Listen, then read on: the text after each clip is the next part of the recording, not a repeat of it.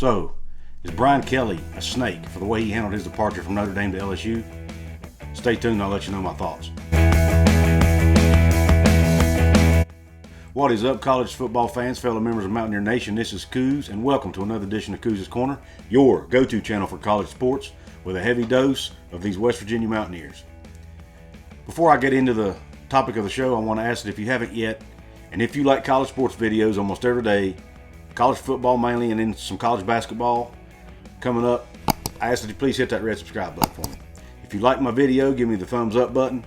Please share it with your college sports loving friends, and please check out the Fanatics link in the description box for all your sports apparel needs. Now let's get on with the show. As we all know by now, Brian Kelly left Notre Dame to go to LSU to be their coach, making a lot more money, going to have some recruiting advantages, going to have a better chance to win a national championship. I have no issue with that, but do I have issue with the way he left? I'll let you know later. And I want you in the comment box to let me know what you thought about the way he left Notre Dame. Do you think it was dirty, unethical, wrong? Should he have handled it differently? Let me know. I want to get your thoughts on this. But let's start here. I was listening to the 365 Sports podcast with the Sikkim 365 guys, and I'll post a link to this interview in the description box. They were interviewing Chad Brendel with the Bearcat Journal. Obviously, he's a reporter for Cincinnati. And he has experience with Brian Kelly because Brian Kelly left Cincinnati for Notre Dame.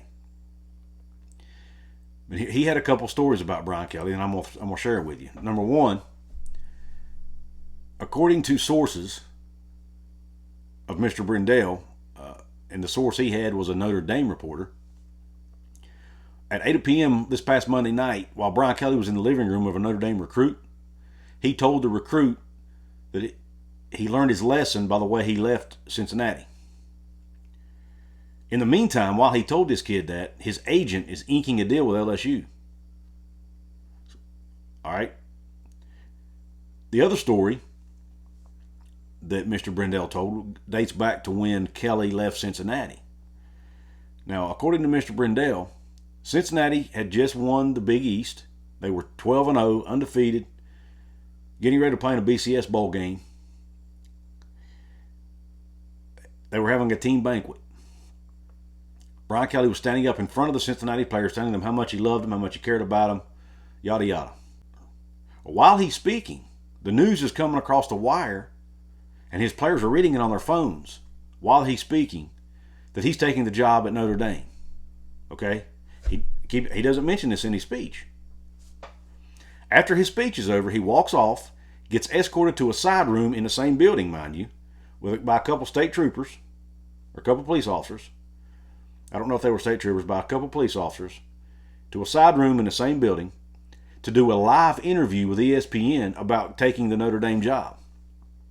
Once that interview's over, he gets escorted out through the kitchen of the hotel or the building they were in so that he doesn't have to face his players again. Now, keep in mind, this was a Cincinnati reporter telling the story, so I'm sure he's got a little bit of bitterness about it. So, take that for what it's worth. Now, I did a video, and I'm going to post a link to it at the end, but I did a video about Lincoln Riley leaving Oklahoma for USC and my thoughts on that. Well, since doing that video, I've kind of done some more soul searching and some thinking. I think Lincoln Riley could have handled that situation much better. When I look at people like Luke Fickell, for example, Luke Fickell, according to Mr. Brendel, Notre Dame reached out to Luke Fickell about this job, the Notre Dame job. You know what his answer was? I've got a championship to prepare for. If you want to talk when I'm available, we'll talk, but until then, I'm busy. That was his answer. This was arguably his dream job, okay? One of the best jobs in the nation. He did not want to betray his players or his staff to interview for another job while preparing for a championship. Think about that. That's a man of high integrity right there, and that's one of the reasons I want Cincinnati to do well. Okay, until they play West Virginia, obviously, in the Big 12.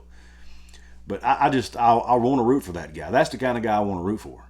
And you look at that versus Lincoln Riley and Brian Kelly, two completely different two completely different situations. Keep in mind, Brian Kelly still has a chance. Notre Dame still has a chance to play in the college football playoff.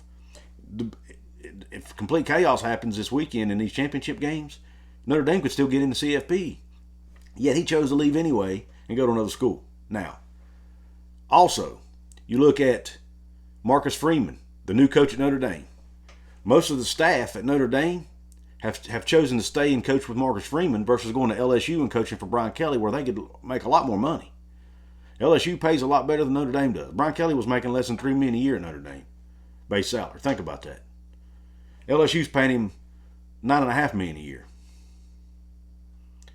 So, and I'm sure his assistants would make more at LSU, but they chose to stay on with Marcus Freeman because of the quality person they believe that he is. And here is a video to prove this. I want you to watch this video. This came from Notre Dame's Facebook page. This was the team's reaction when they found out Marcus Freeman was their coach. Check this out. Okay, that's what this team run is going to be about. Competing, getting after it with mental and physical toughness, and being the best in the country at what we do. So we ready to do that? Yes, sir. All right, so what I'm going to do now, okay, because you're brand new head football coach.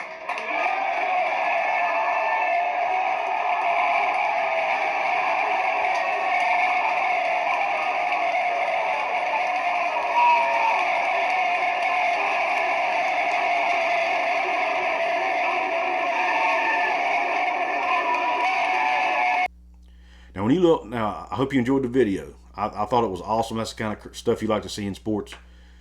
But when you look at that video, you look at all the situations surrounding the Brian Kelly departure. You look at the Luke Fickell situation, how he handled it. That brings me to my opinion. I think Brian Kelly's a snake. When you look at a guy like Luke Fickell who handled it with grace and dignity and integrity versus Brian Kelly who just leaves in the middle of the night. Yes, I understand it. I don't fault the guy for leaving, but I'm sure he could have handled it. Now, he did at least face his players this time. Now, he had to send them a tweet or a message, a written message first electronically because it had already got out in the press and he didn't want them to hear it from the press. But he did go face them the next day, which is more than he did at Cincinnati. But should he have been in the living room recruiting for Notre Dame, telling the kid, trying to, when he knew he was leaving? I don't know, man. I just the way all these coaches are leaving and stuff. I don't like it, man. And I think the early signing day has caused a lot of it because these administrations need to get coaches in before signing day, the first December signing day now. So they're having to pull coaches away from teams who are still competing. I don't like it. So I do think Brian Kelly's a snake. I don't blame the guy for taking the job, but he should have done it probably in a different manner.